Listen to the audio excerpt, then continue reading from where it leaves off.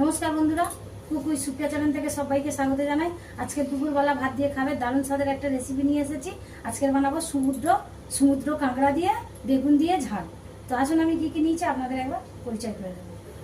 সমুদ্র কাঁকড়া কেটে নিয়েছি সুন্দর করে, কাঁকড়ার ঝাল বানাবো। এখানে নিয়েছি বেগুন, সুন্দর করে বেগুন কেটে নিয়েছি, কালো বেগুন। এখানে টমেটো কুচি, হলুদ গুঁড়ো, লঙ্কা গুঁড়ো, আদা জিরে আর সরিষা বাটা।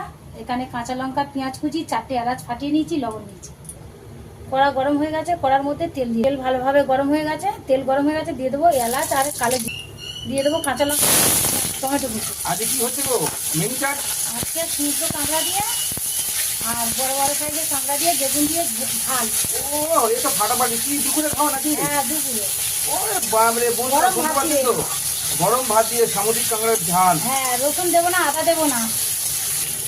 পেঁয়াজ লাল লাল করে ভেজে নিয়েছি, কেটে রাখা বেগুনটা দিয়ে দেবো পরিমাণ মতো হলুদ গুঁড়ো, দিয়ে দেবো লঙ্কা গুঁড়ো, কাশ্মীরি লঙ্কা। বেগুনটা মশলার সঙ্গে কষে নিয়েছি, দিয়ে দেবো কাঁকড়া, দিয়ে দেবো আদা জিরে সরিষা বাটা, স্বাদ মতো লবণ।